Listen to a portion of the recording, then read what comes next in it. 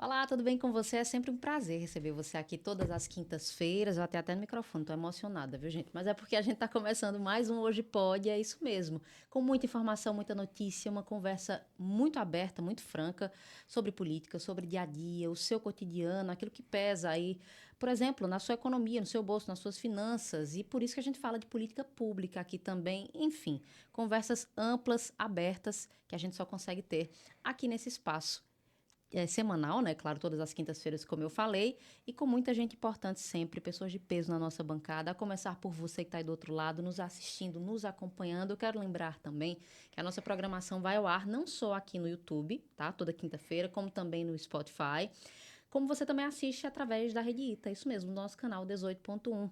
É literalmente uma rede, uma multiplataforma para que você acompanhe toda essa programação por aqui. E como eu disse, muita gente de peso senta na nossa bancada. Eu estou tendo o prazer de receber essa figura, né? Enfim, um dos parlamentares que mais sentaram na cadeira, ou, enfim, numa das cadeiras da Casa de Félix Araújo, que é Olímpio Oliveira, vereador, também delegado. E eu vou dizer que o senhor também é um contador de histórias, porque é um homem que tem feito um trabalho fenomenal Que nas redes bênção. sociais.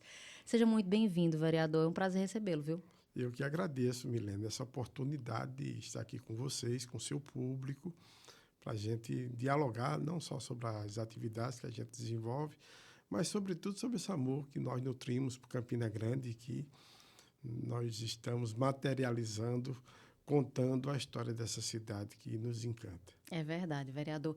Eu vou começar, na verdade, por assuntos legislativos, Sim, né? fica à Eu sei que o vontade. senhor é um homem rico de muitas pautas. A gente pode passar a tarde aqui conversando sobre outros assuntos, inclusive sobre a história da própria Campina, que recentemente fez aí 161 anos de emancipação. Afinal, tem uma história ainda maior do que esses 161 Isso, anos, né? isso. Mas eu queria começar literalmente por essa conversa legislativa. Nós vivemos um momento hoje em Campina que eu classifico, eu tenho sempre conversado, tanto nas minhas colunas no ITN, quanto aqui no Hoje Pode, sobre um momento delicado que a cidade vive, né, doutor Olímpio? E eu queria já começar questionando para o senhor sobre esse fator saúde. Nós temos comentado muito sobre essa pauta que tem levantado muitos questionamentos, muitas polêmicas aqui, não só para o cidadão de Campina, mas também dentro da casa de Félix Araújo. Os parlamentares estão envoltos, de alguma forma, numa névoa e numa necessidade de discutir os problemas da saúde. É tanto que há uma possibilidade até de uma abertura de uma comissão parlamentar de inquérito, uma CPI, e eu já quero começar questionando para o senhor exatamente sobre o andamento dessa discussão em torno dessa CPI. Como é que a oposição está unida nesse sentido? Já há uma conjectura concreta sobre a abertura dessa comissão? Olha, Milena, há um sentimento, uma sensação de que a nossa bancada ela enfrenta um desconforto muito grande porque nós conseguimos aprovar a convocação do secretário de Saúde para que ele possa se explicar para a Câmara e para a população de Campina Grande sobre o que está acontecendo, né? Nós tínhamos uma aparente normalidade no sistema de saúde pública no município e desandou isso depois do processo eleitoral. E o fato é que ninguém esclarece, as respostas são evasivas, não se atende convocação da Câmara, não se atende convocação do Ministério Público. Então, internamente, nós temos discutido, olha, precisamos dar um freio de arrumação nessa história enquanto bancada de oposição. E é importante que se diga, a bancada de oposição hoje tem número Verdade. para Volume. e tem número para provocar a instauração de uma CPI. Agora, isso tem que ser feito de forma é, coletiva dentro da bancada. Né? A bancada, como um todo, ela tem que estar, nesse momento, muito coesa, muito fechada nesse propósito, para que o resultado lá na frente seja o resultado que a sociedade espera. Ainda hoje eu conversava com o vereador Pimentel Filho, que é um dos decanos da casa e faz parte da bancada, dizendo a ele, olha, a gente precisa, esta semana que entra, de ter uma reunião da bancada para a gente discutir definitivamente essa questão, para que a bancada ela apresente essa proposta, né, todos que fazem parte da bancada possam assinar. Eu já declarei publicamente que assino o pedido de CPI. Agora, é importante que todos que fazem parte da bancada também estejam movidos desse mesmo espírito. Afinal de contas, a cidade está esperando por essa resposta dos vereadores, especialmente da bancada de oposição. Isso significa, então, que a bancada de oposição ainda não chegou a um denominador comum com relação a essa CPI, mas o senhor consegue avaliar o porquê disso? Porque, afinal, está todo mundo, de alguma forma, envolvido nessa pauta, né? Claro, há uma sensação muito nítida, e algumas manifestações públicas também, de que se assina a CPI. Estamos dialogando e eu acredito que o nosso líder da bancada, Anderson Pila, ele estará formalizando esse pedido, esse requerimento e contará com a nossa assinatura. É só uma questão de a gente sentar a bancada toda para depois, você sabe, trabalhar com coletivo é muito complicado. Sim. Não, vocês não combinaram ou vocês se precipitaram, enfim. É um tipo de tema muito delicado, de ação delicada e que requer a união no mesmo propósito de todos aqueles que estão dentro do mesmo barco, dentro da mesma bancada. Vereador, vamos explicar para quem está assistindo aqui, porque nem todo mundo acompanha com muita frequência a política em si, né? Enfim, as práticas políticas, o legislativo, o dia a dia das bancadas. O que seria essa comissão parlamentar de inquérito? É bom que a gente explique, deixe muito claro aqui para quem está assistindo. E existe, de alguma forma, um tabu em torno das CPIs de que, mesmo após instauradas, elas não têm tanta eficácia ou efetividade nas discussões mais concretas a respeito de temas delicados. O que é que se pensa para essa CPI, caso ela seja instaurada na casa? E o que é que, por exemplo, o eleitor, o cidadão de Campina, pode esperar a respeito da discussão em torno disso? Olha, a CPI ela tem um papel de investigação do ponto de vista político, né? Que nós não podemos confundir uma investigação judicial, Exato, uma investigação policial com uma investigação promovida por parlamentares. O que é que a CPI ela vai reunir? Ela vai reunir dados, provas, evidências, pelo menos indícios de que possa ter algum tipo de ilicitude dentro desse ecossistema da saúde em Campina Grande. Reunido tudo isso, depoimentos de testemunhas, reunião de documentos, se apresenta o resultado ao Ministério Público, né, que é o titular da ação penal, que ele pode ou não levar adiante aquilo que foi apurado pela Câmara. O fato, Milene, é que, no ponto que nós chegamos, a cidade espera uma resposta, né? Já ultrapassamos toda a barreira do que é ponderável, do que se pode se aguardar de uma resposta que nós já estamos sentindo que não vem. Então, nós precisamos definitivamente, enquanto bancada, né, isso eu tenho colocado nas discussões internas, se posicionar dessa forma, né? E se posicionar de forma coletiva, coesa dentro da bancada, para que depois nós não tenhamos também aquela coisa que deixa o parlamento em maus lençóis e com a imagem muito ruim, desgastada, de você assinar uma CPI e depois ficar retirando a assinatura, né? Nós temos números suficientes, nós temos hoje 11 parlamentares. E são 8 necessárias, né? 8 assinaturas? Eu acredito que são 6 assinaturas. Então são menos assinaturas. Menos assinaturas. Não então, seria um trabalho difícil para a bancada? Não. Todo mundo se manifesta que está a Sim. favor, mas eu acredito é a história do vamos ver, né? Exatamente. Então, eu tenho essa esperança que na próxima semana a gente possa ter uma definição se vai apresentar requerimento ou não, porque não pode ficar, né, nessa indefinição. Exatamente. Só refrescando aqui a memória de quem está assistindo, é um assunto que a gente está batendo muito na tecla, como eu disse, vereador. Mas a gente está falando de um momento em que Campina tem seus servidores, em grande parte da saúde, reclamando a falta de repasse de salários, enfim, de cofinanciamento da atenção primária, entre outros fatores mais. A gente está falando também de falta de insumos básicos nas unidades hospitalares, nas unidades também de saúde, nos postos de saúde da cidade, hospitais que não só reclamaram a falta de repasse de emendas, como também chegaram a protocolar, né, uma espécie de requerimento mesmo, e admitindo que paralisariam os seus serviços caso a prefeitura não fizesse esses repasses. Enfim, é um acúmulo, é uma soma de inquietações, né, vereador? E por isso que nós tocamos tanto nesse assunto. A gente está lidando com fatos aqui, não são especulações.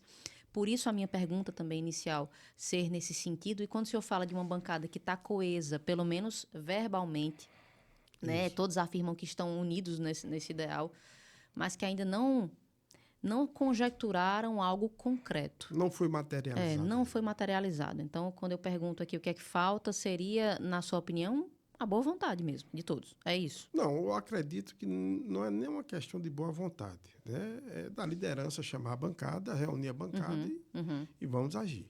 Não é isso? Nós participamos de um esforço coletivo e esse esforço coletivo tem uma liderança. Nós temos uma liderança de bancada que é quem conduz esse tipo de diálogo com os liderados. Mas você atenta para uma situação muito atípica em Campina Grande. No último dia 26 de setembro, né, hoje nós estamos no dia 16, né? 16. No último 26 de setembro, a Câmara ela foi convocada em sessão extraordinária para aprovar uma proposta, um projeto enviado pelo chefe do Executivo. Exato. Para que nós fizéssemos a autorização de remanejamento de recursos. Recursos que estavam destinados especialmente para a Secretaria de Obras, né, para que esse recurso fosse remanejado. Quase 62 milhões, dos quais mais de 30 milhões... Só para a saúde. Só para a saúde. Ora, e não deveria. De forma constrangida, nós votamos, porque eu digo, rapaz, é uma falta de planejamento, você deveria ter toda essa previsão dentro do nosso orçamento. Tudo bem, vamos votar. É para atualizar os salários dos servidores, é para regularizar os serviços da atenção básica. Então, vamos votar. Nós votamos no dia 26 de setembro. Nós estamos há praticamente um mês dessa votação. E a crise perdura. As querelas permanecem, A situação perdura, né? Então, assim, é muito constrangedor isso, né? Porque você foi levado a votar na intenção de dar uma resposta, de se resolver. Ninguém quer atrapalhar a administração pública. A gente quer contribuir para que a coisa chegue lá na ponta, o cidadão procure o medicamento, encontre, precise do exame, ele seja requisitado, esse exame seja feito. Mas, infelizmente, é essa situação que nós estamos vivendo. E, assim, eu posso te falar que, como você me disse, há muito tempo eu estou naquela cadeira. Exato. Eu estou no 6º mandato. Em 20 anos, como vereador de Campina Grande, eu nunca vi uma crise parecida na saúde como essa que nós estamos vivendo. Transmissão de pensamento, porque eu já ia lhe fazer esse questionamento mesmo. O senhor é um dos decanos da casa e de alguma forma, já passou ou já viveu outras situações em outras gestões. E eu ia questionar isso. O senhor nunca viu nada parecido em termos de pasta de saúde em Campina? Não. Nunca vi uma situação que... E a gente olha que Campina Grande não é uma ilha. Né? Porque nós não temos esse tipo de notícia em João Pessoa, em Patos, em Bahia, Santa Rita. E o recurso vem de uma fonte só. Né? Do governo federal, Sim. do Ministério da Saúde. O direcionamento é o mesmo. O mesmo.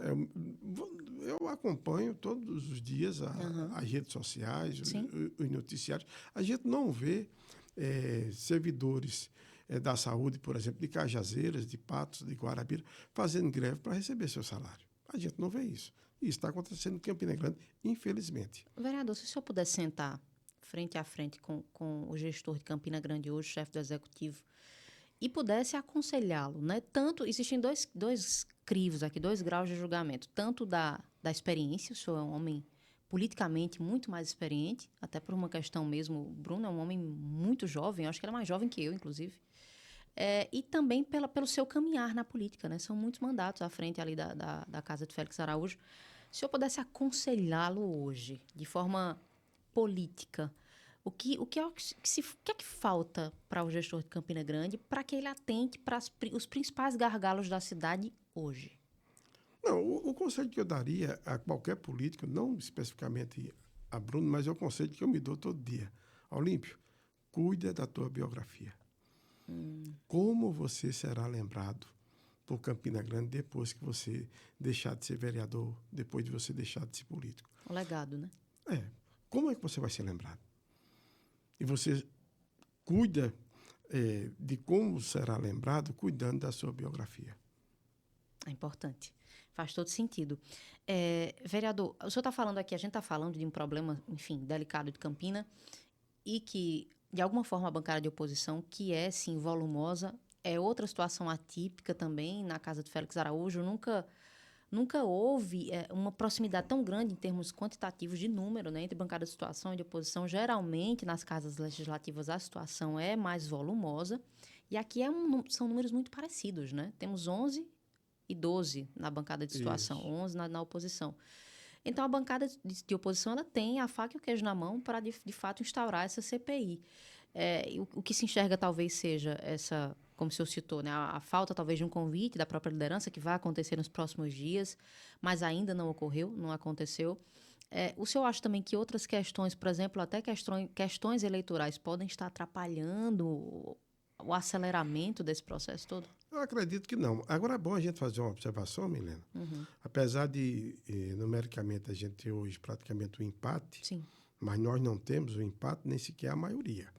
Né? E também é o seguinte, digamos, pronto, apresentou o requerimento. Certo. Né? Esse requerimento ele passa pelo crivo da mesa diretora. Sim. Que pode... Nós temos hoje, eu estava escutando no rádio, pedidos de impeachment, por exemplo, no Congresso Nacional, mais de 61, Mais de 60. Do ministro Alexandre de Moraes. O presidente, ele dá sequência ou ele segura. Né? Uhum. Então, o fato que nós tivemos bem recentemente uma experiência em Campina Grande, nós chegamos até a maioria. Hoje, Sim, exato. Hoje as urnas, né? As urnas, porque é importante que o cidadão tenha noção disso, da importância de votar e da importância de quem em você está votando. Sem dúvida. Né? Porque, pronto, nós não temos essa maioria hoje. Né? E nesse sistema de contrapeso, de você fazer o jogo político, quando você não tem a maioria, você pode até ter bons propósitos, pode até querer fazer acontecer, mas você tem uma questão aritmética que é insuperável, é intransponível. Então, eu não vejo a questão política, eu estou fazendo seus esclarecimentos, Sim. porque o ano é favorável politicamente. Né? Nós não temos eleições municipais. Sim. Né? Se fosse um fato, assim, de dizer, não, é a oposição querendo que é um factoide para tirar dividendos políticos, porque isso está querendo interferir na eleição do prefeito, a eleição já passou. Né? Nós estamos aí com os efeitos colaterais das eleições. E a gente precisa fazer a administração do remédio para combater esses efeitos colaterais. E eu acredito que o caminho deve ser a CPI. Perfeito. Vereador, falando em efeitos colaterais também, a gente sabe que dentro de uma bancada, mesmo sendo uma bancada coesa, em tese, existem também alguns contrapontos, alguns desentendimentos, né? Recentemente, inclusive, houve uma espécie de querela entre o senhor e a vereadora Valéria Assunção. Já está resolvido? Foi passado um pano? Não. Tudo certo? O parlamento é um lugar de debate de ideias, Verdade. de controvérsias, né? de pontos de vista divergentes, né? De você preservar seus espaços, preservar suas ideias, seus projetos. E é uma coisa que eu não abro mão, mas eu não abro mão em relação a nenhum colega vereador. A minha relação é por demais respeitosa. Amigos, agora a administração do mandato à parte. né? Nós temos uma construção histórica em diversas bandeiras e, assim, eu tenho muito cuidado também para não ferir susceptibilidades de estar, de repente querendo causar algum tipo de dissabor por conta de bandeiras, entendeu? Então, nós já superamos, inclusive, na semana passada, eu acredito, nós participamos de uma boa audiência pública chamada pelo mandato da vereadora Valéria Assunção para discutir a questão do hospital veterinário. Nós estamos juntos nessa questão, em outras bandeiras, ela também se associando a pautas do nosso mandato, enfim. Esse debate mais agudo, ele acontece. Ainda ontem eu estava lá, né? Uma arara Eu assisti. com a história dos meus projetos que não consegue avançar na CCJ, faz parte do debate político, porque se você está vendo que a coisa não está acontecendo da forma que era para acontecer e você silencia, Inês é morta. Então, você tem que aqui e acolá mostrar que você está vivo, de que você defende aquilo porque você tem argumento e tem fundamento jurídico para defender. Então, isso faz parte do jogo político. Agora, evidentemente, com muita civilidade, com muito respeito, mas sendo como se dizia lá no meu Cariri, né? Você tem que ser, às vezes, como rapadura, né? Doce, mas sem deixar de perder aquela tenacidade. Duro doce, né? A tal da rapadura. Né? As duas características, né? É dura, mas não perde a doçura. A rapadura é dura, mas não perde a doçura. Pois é, viu? O ditado popular que faz muito sentido. E falando nisso, nesse debate, né?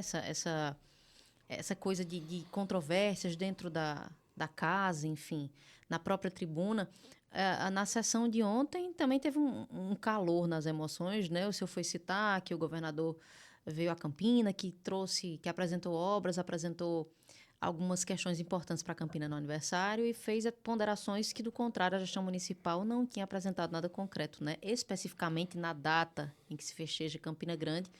E o vereador Alexandre Sindicato se irritou, né? Não, na verdade, foi o inverso. Foi o inverso, verdade. Foi o inverso. Né? Eu não sou muito provocativo, mas eu sou reativo, né? Principalmente quando a injustiça acontece. Né? Ele criticou, na verdade, a sua colocação, Alexandre, né? A nossa conversa é muito boa. A gente já teve momentos mais ásperos. Mas ele é esquentado, né? Mas também é um ambiente em si. Ali é um ambiente... Ali só sabe quem vive lá. Imagino. Né?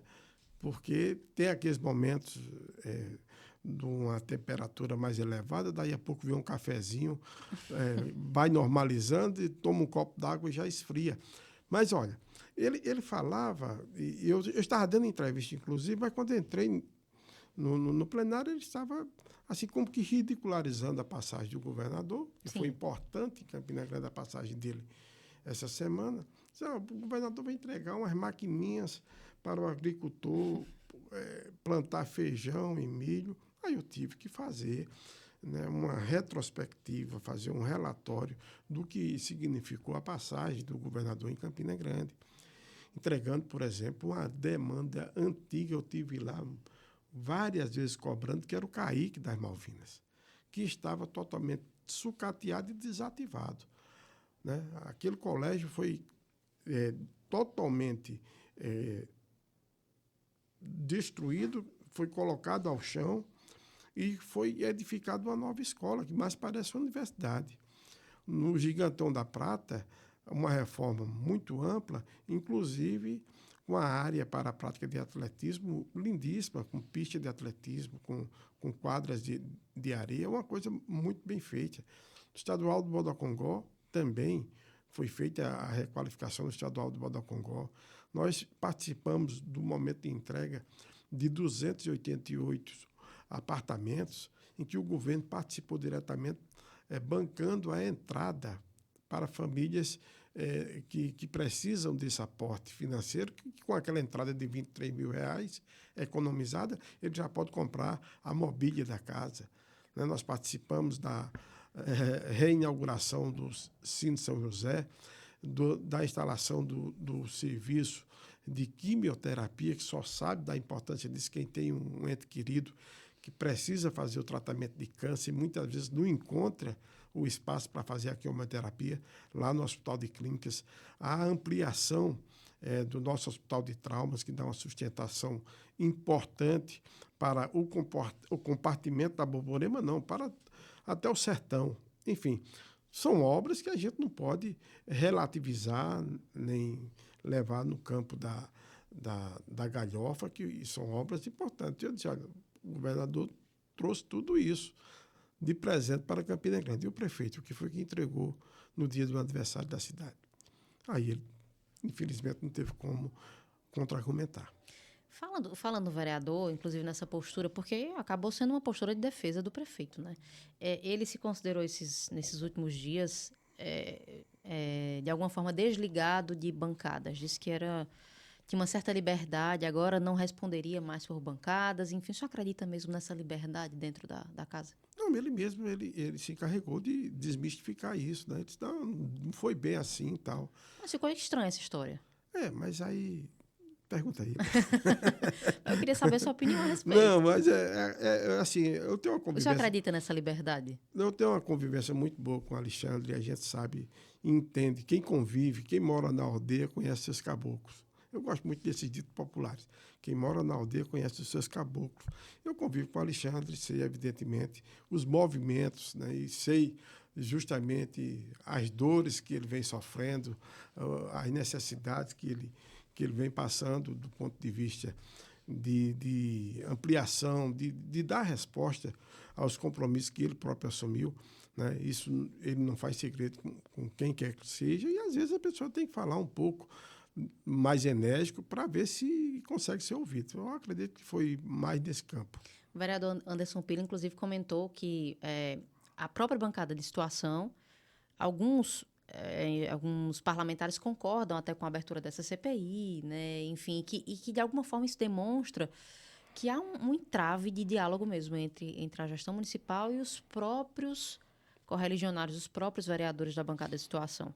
O senhor enxerga isso lá dentro também? Eu gosto muito de olhar para a minha casa, mas vejo, já que você me provoca, não é normal, não é comum que você tenha uma bancada que tem uma maioria, até hoje não tem um líder. Isso não é normal. Transição de pensamento, eu já ia questionar sobre isso também. Faltar essa liderança concreta, né? Uma bancada de situação, não existe. Não existe, né?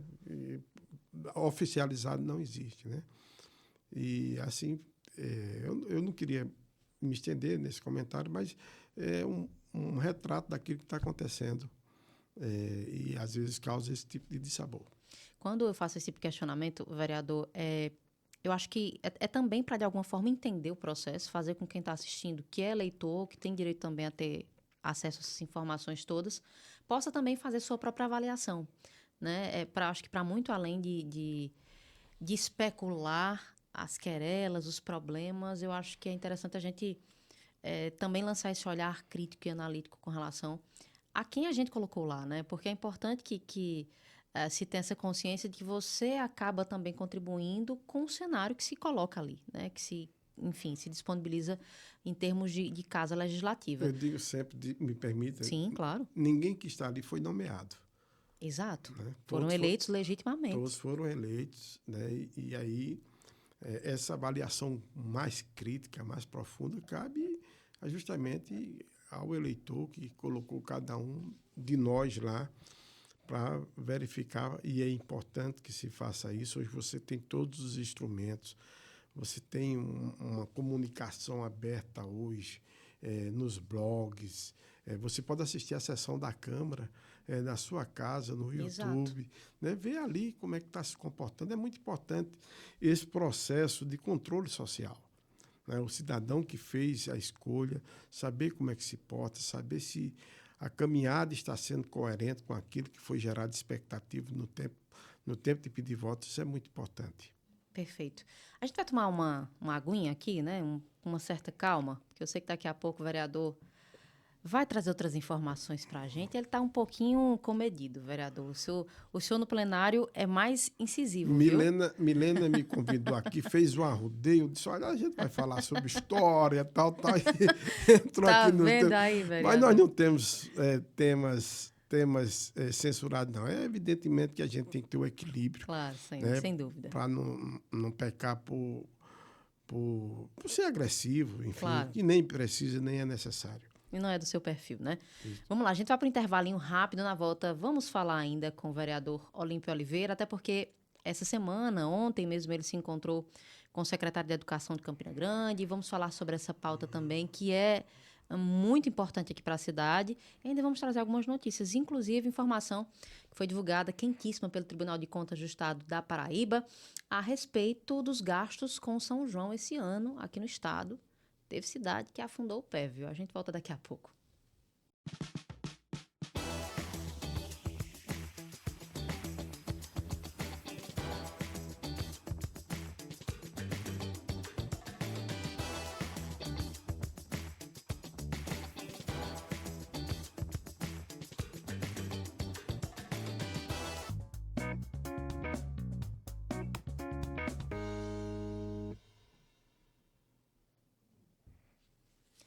De volta, vamos só tomar uma água aqui, né? Refrescar um pouco os ânimos, a conversa.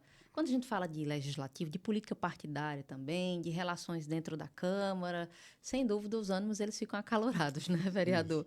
Só lembrando que a gente vai continuar essa conversa com o vereador Olímpio Oliveira, que também é delegado, e eu sempre digo que ultimamente ele tem feito um trabalho excepcional. A gente vai falar ainda sobre isso hoje.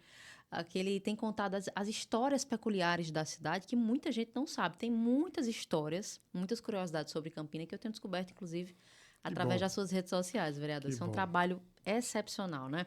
Mas, olha, eu prometi que a gente traria uma notícia, uma informação que foi divulgada pelo Tribunal de Contas do Estado da Paraíba, dando conta uma espécie de prestação de contas, literalmente, dos gastos do São João. Então, já vou pedir que Caio coloque aí na tela. Coloca essa arte na tela, Caio, só para a gente trazer essa informação, tá? Gastos com São João esse ano. Para que você tenha noção, esses gastos, eles aumentaram em 80% aqui na Paraíba, se a gente comparar com o período 2023 a 2025. Houve um aumento de 80% naquilo que foi despendido em termos de valores pelas prefeituras para as festividades juninas. Né? Aí você pode ver na tela as informações, 130 milhões de reais foram investidos nas festas juninas só esse ano, mais de 130 milhões de reais. É um valor, um montante muito considerável. E esse aumento que eu citei de 80% em relação a 2023, como eu citei. Repito, relatório do Tribunal de Contas do Estado da Paraíba. Quase 80%, 79,4% dos gastos ocorreram, isso é o que é mais curioso e me preocupa, sem licitação, né? Sem solicitar ou sem esclarecer mais a finalidade desses gastos. Né? Quase 80%, apenas, se eu não me engano, 17% ou 18% desses gastos foram notificados, foram registrados para que isso ficasse de forma mais clara. Então, já pode passar a arte, Caio? Nessa outra arte, você vê rapidamente cidades e artistas que receberam os maiores valores, que gastaram valores maiores. E aí, dentre elas, a gente tem Campina Grande, está em 8º lugar, mas começa com Santa Rita. Santa Rita, região metropolitana de João Pessoa, chegou a despender, gastar 11 milhões e 300 mil reais só com festividades juninas. Depois seguida de Sapé, com 7,8 milhões, Santa Luzia, Monteiro, João Pessoa, e aí Campina entra nessa conta em 8º lugar, com gastos aí na casa dos 2,3 milhões, 2 milhões e 300 mil reais. E aí você pode ver artistas com os maiores cachês. O Wesley Safadão fez 2 shows no São Joões, né, nas festividades aqui no mês de junho, e faturou 2,2 milhões. Calcinha Preta, aí 2,6 milhões. Tati Girl fez 7 shows, 2 milhões também. E tem Rei Vaqueiro. Uma sequência aí, só para que você fique ciente dessas informações. E a gente já pode colocar na sequência também, Caio, um trechinho aí do nosso site, né? Você pode encontrar mais detalhes sobre essa matéria no nosso site, redita.com.br. Afinal, somos plataforma, como eu citei, tá? Você tá vendo aí? Pode acessar facilmente essas e outras informações. E as notícias muito mais esmiuçadas, com mais detalhes. Né? Quis trazer essa informação logo no retorno, porque eu também já vou puxar esse assunto aqui com o vereador Olímpio Oliveira, que está comigo na bancada, sobre gastos com festividades. A gente tem aí, por exemplo, que alguns setores receberam uma atenção menor do que mesmo as festividades juninas. A gente está falando aqui de economia que tem retorno, né? A gente está falando de turismo, a gente está falando também do incentivo à vinda de pessoas para a cidade, a fazer a roda da economia girar, né? Não estou falando só de Campina, mas dessas cidades que eu citei agora, principalmente, que despenderam valores grandes, vultuosos nessas festividades juninas, vereador. Mas a gente está falando, por exemplo, de situações como a saúde de Campina, que anda desassistida, e na contrapartida, os gastos com os festejos acabam gerando um certo alarde. Né? O que é que o senhor pensa a respeito disso, talvez dessa falta de equitatividade nos gastos? Olha, o evento de Campina Grande é um evento consolidado e como você bem disse, hoje é um equipamento turístico que traz divisas para o município, traz recursos, traz turistas, enfim.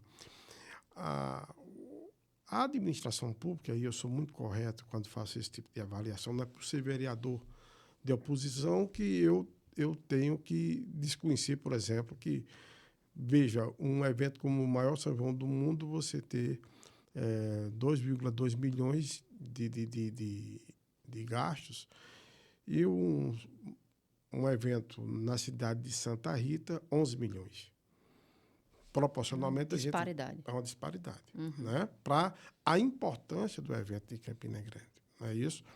Então, eu particularmente, eu vejo que é um evento que... Digo isso porque nós nos relacionamos com a classe produtiva da cidade, a hotelaria, restaurantes, o movimento da cidade em si. O que eu discuto sempre é que Campina Grande não pode ficar refém de um evento como o maior São João do mundo, na perspectiva de se falar que se tem geração de emprego. Alguma coisa que é ali sazonal, que você tem 30 dias e 11 meses do ano, você não tem outra atividade que possa atrair esse tipo de recurso para a cidade. E assim, a cidade ela precisa discutir o próprio evento em si. Da participação, por exemplo, dos artistas locais. A questão, esse ano eu tive muitas pessoas me procurando que têm comércio no Parque do Povo.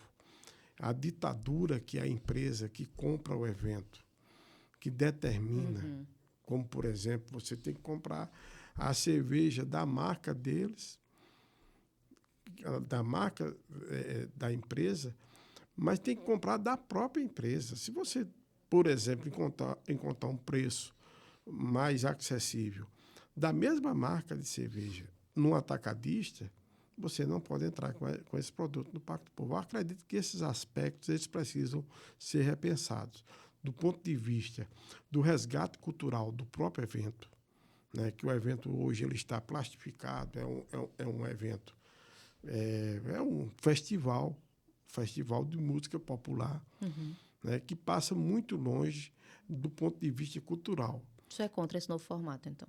Eu sou contra você excluir por total a parte cultural do evento.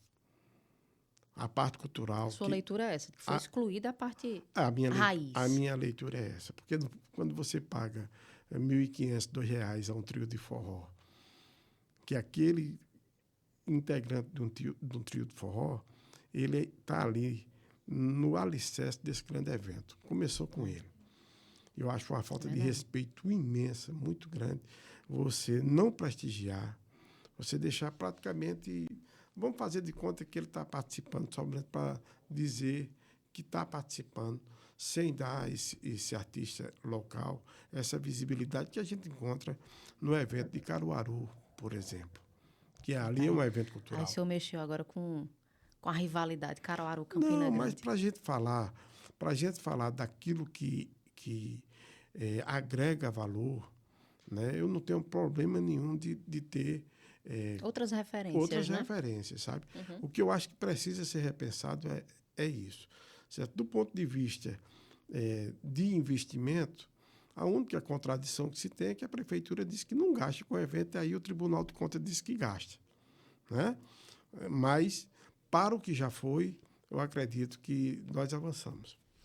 Perfeito. A discussão é importante essa. Inclusive, a gente vai discutir mais na nossa coluna no ITN a respeito dessa questão do Tribunal de Contas ajustado, né, esse relatório de forma completa. E eu repito, você pode acessar todas essas informações lá no redita.com.br. Eu prometi também que a gente ia voltar com essa pauta. Falamos sobre saúde, né, é uma pasta extremamente que vive um momento delicado na cidade, mas a educação também, inclusive, segundo o próprio gestor de Campina Grande, é uma das bandeiras de sua gestão desde de Bruno Cunha Lima I, né? Mas o senhor enxerga algumas questões que precisam ser colocadas em seu devido lugar. Essa questão do 14º salário. O senhor citava, inclusive, que sente que há algumas injustiças com relação às escolas que não estão nessa lista com relação ao IDEB.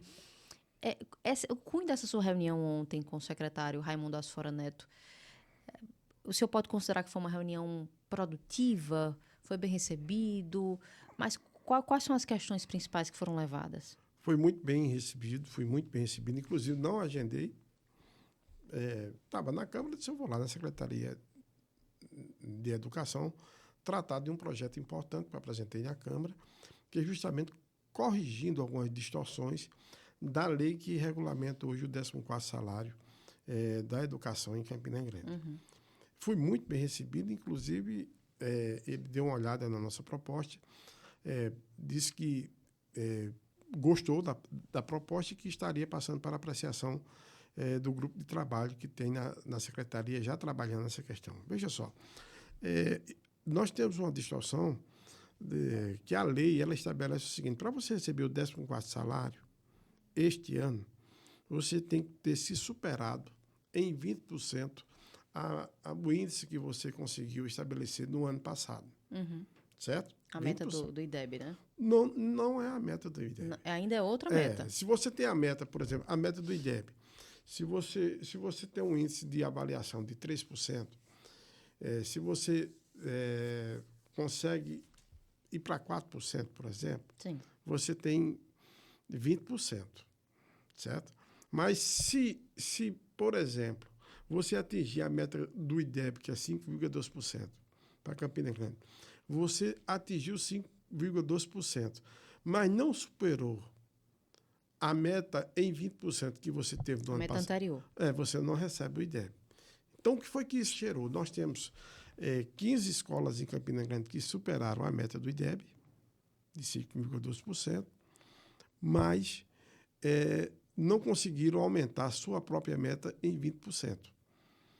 Então, dessas 15 escolas, 9 receberam o 14º salário e 6 escolas não receberam, que eu acho profundamente injusto.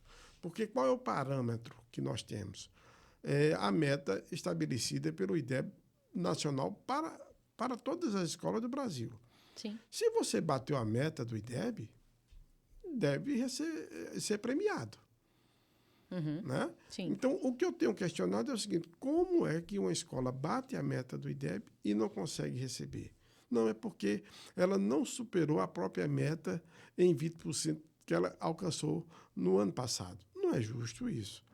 Né? Porque eu conheci e falei até para o secretário da situação de uma escola, que a equipe da escola se dispôs a fazer aula de reforço no sábado para focar somente na Prova Brasil para conseguir esse prêmio.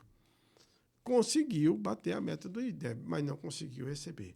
Aí veja como é bom hoje o debate, né? O debate é bom porque é o seguinte: eu fiz a publicação da conversa com o secretário. Se você olhar lá na publicação, as educadoras das creches, ele disse: e nós, que nunca recebemos nada.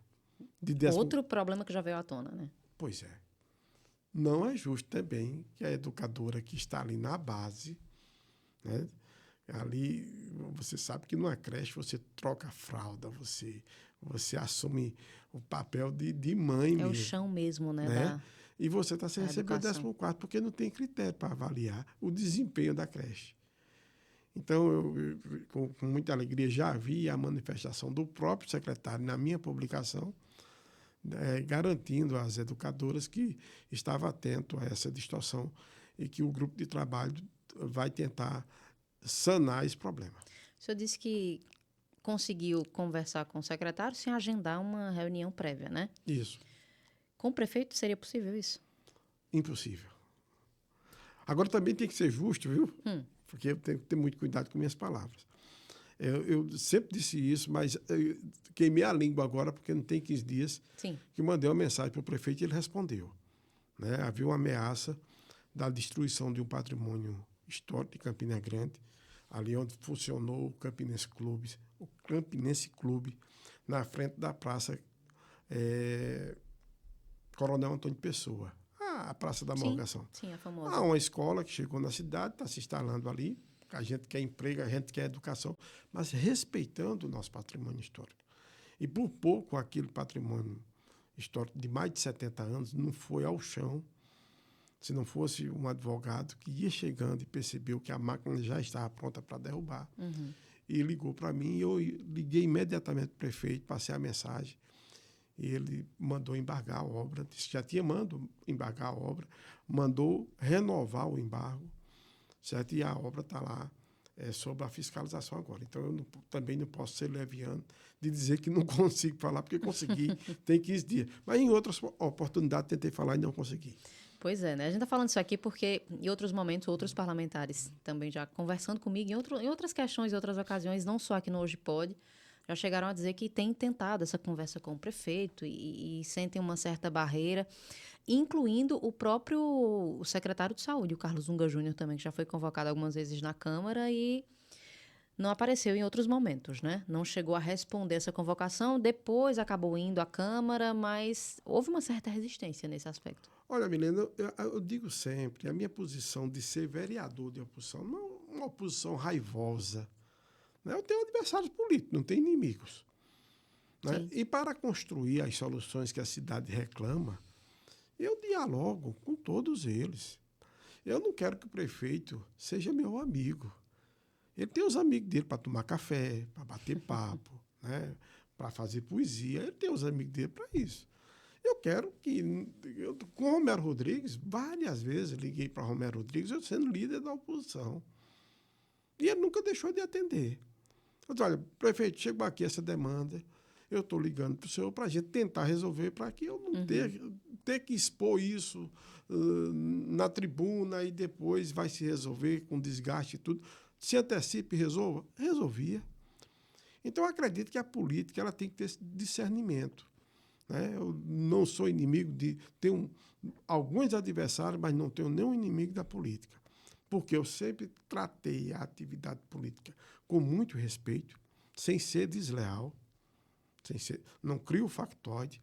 Agora, quando eu levanto uma pauta, eu tenho a responsabilidade de saber que eu estou levantando uma pauta que eu investiguei, que eu fui a fundo, que eu tenho provas, que eu tenho fundamento, aí eu levanto com unhas e dentes e aí discuto com quem quiser contrapor a minha discussão. Mas tudo dentro do nível de muita responsabilidade. O senhor traçou uma comparação aí inevitável que muita gente traça também. Eu acho que é normal em qualquer que seja o lugar em que você se coloque com uma posição de destaque, que é o caso de um gestor municipal, um chefe do executivo. Traçou um comparativo, mesmo que indireto, do ex-prefeito de Campina, Romero Rodrigues, atual deputado federal, e o atual gestor Bruno Cunha Lima. Na sua opinião, eu queria que o senhor fosse muito franco, politicamente, uma análise política partidária mesmo. Certo. Foi uma boa escolha que Romero tenha permanecido no agrupamento de Bruno, e para esse ano há conjecturas de que provavelmente vai haver uma racha definitivo por conta da conjuntura política para 2026. Como é que o senhor avalia isso? Milena, eu convivi com os dois da Câmara. Uma relação muito amistosa e muito produtiva. Eu tive Bruno votando em situações assim que para ele era desconfortável perante o grupo político dele, mas ele votando em propostas que eu apresentava. Com o Romero, o Romero é mais leve, tranquilo, tivemos uma excelente convivência na Câmara. assim, do ponto de vista de relacionamento, relacional, nós nos cumprimentamos, o tratamento, e aí sem ceder um milímetro do teu ponto de vista político. Aí eu não cedo. Romero Rodrigues, você pegou ele, olha, eu acreditei que o Romero ia ser candidato. Muita gente acreditou, Eu né? fui para o partido dele. Sim, Que ele é Podemos. presidente do Tá no partido. Podemos, vale salientar. Pronto, ele nunca me O senhor disse. foi por ter acreditado nessa Mas é possibilidade. claro, mas é claro. Se decepcionou? Não, de forma alguma. E como é que o senhor enxergou isso? Essa Olha, decisão de Romero ter ficado, de ter permanecido. É, tem um filósofo uruguaio que ele diz, Gabriel Garcês, ele diz, o homem é o homem e as suas circunstâncias. Eu não conheço as circunstâncias de Romero. Não sou juiz de Romero. Ele nunca me disse que seria candidato. Também nunca me disse que não seria. Isso quer dizer, também nunca disse que não. E eu, analisando o quadro, Uhum. tudo indicava que haveria um rompimento, certo? E também, hoje, terrivelmente, quem está no parlamento, na perspectiva de uma renovação do mandato, com essa história de que você não tem mais coligação, que você tem que formar um grupo, é tudo muito difícil. Você tem que ir para a ponta do lápis. Calcular mesmo, né? Contar. Os riscos, as perdas. Graças a Deus, nas últimas eleições, a gente tem dado assim um show de matemática. De voto, nem tanto, mas de matemática a gente Tá dando certo. Está dando certo. Então, conciliamos todos esses interesses, francamente, como você me pediu, falando, certo? E assim, nunca tive aresta com o Romero, e ele muito menos comigo. Inclusive, em 2020, quando eu fiquei na mesma situação, lá eu fiquei à deriva, sem partido, e recebi alguns interlocutores se dizendo que estariam autorizados por ele. Ele também nunca me disse que tinha feito isso, né, para organizar partido, para que a gente pudesse retornar à Câmara. Então, são gestos que a gente considera no momento de uma decisão como esse, né? Porque, na minha postura de líder da oposição, eu fui muito combativo. Mas nunca isso afetou o respeito recíproco, né? Porque a gente tem um equilíbrio, esse equilíbrio que, às vezes, você se senta aí da outra ponta querendo tirar o máximo, né? Querendo uma fala mais impetuosa, mas a experiência de vida me impõe esse caminho. Então, a gente nunca trabalhou nessa perspectiva de destruir imagem, de ser agressivo, de criar factoides, enfim, nunca. É por isso que, graças a Deus, eu tenho respeito dos meus adversários, como eu também os respeito. Isso é o que ficará naquilo que eu te disse ainda há pouco, na minha biografia, que a gente tem que ter esse policiamento todo dia. Como serei lembrado depois de tudo? Se todo mundo pensasse no legado, eu tenho certeza que o mundo seria muito diferente. Vereador, mas a relação político-partidária dentro do Podemos, o senhor está satisfeito ou já tem em vista alguma mudança partidária? A convivência é muito boa. Nós temos um presidente municipal, que é o vice-prefeito Alcindor Vilarim, que é uma pessoa assim, de muito fino trato, muito respeitoso, e trato ele também de forma muito respeitosa, né? O partido tem 3 vereadores na Câmara, a convivência no partido a melhor possível. Mas lhe atende politicamente? Não, politicamente eu não tenho relação com o governo municipal, né? Esse é meu questionamento. A gente precisa entender muito bem isso. Sim. Né? Não tenho relações administrativas. Eu sou vereador de oposição. Exato. E também, como lhe disse, de forma muito respeitosa, até hoje não recebi sugestão, indicação, cobrança ou qualquer tipo, sequer de ideação, de, olha, Olímpio, vota assim em tal projeto, eu deixo de votar assim. Me deixaram muito livre, até mesmo porque essa base nós construímos lá na filiação. lá na filiação, nós deixamos muito, nós não, Olímpio Oliveira deixou muito bem claro para o presidente estadual, Romero Rodrigues, como é que estaria indo para o Podemos. Ele, não, tranquilo, não tem problema não, a gente estamos aqui para construir, né, uma bancada e você está dentro do projeto, você está dentro do perfil do Podemos, seja bem-vindo. Pronto, foi assim que foi construído. Vereador, antes da gente terminar, a gente tem alguns minutinhos ainda. O senhor tem feito algumas ponderações com relação ao centro comercial de Campina, né? Com relação à revitalização desse centro comercial. Algumas críticas que eu achei bem contundentes no que diz respeito às repartições públicas, né, que estão ficando cada vez mais escassas nesse ambiente. O que é que o senhor tem proposto com relação a essa pauta? Olha, Milena, se eu não puder contar com o poder público como indutor de desenvolvimento, de crescimento, com quem é que eu vou contar? Né? Então, o que me estranha muito na área central de Campina Grande é o próprio poder público esvaziando o centro. Na medida que se fecha, por exemplo, aquele prédio ali na esquina da Avenida Floriano Peixoto com a Marcel Pinheiro, onde funcionava a Secretaria de Finanças e Secretaria da Administração do município, você deixa de ter um ponto atrativo de pessoas circulando. Sim.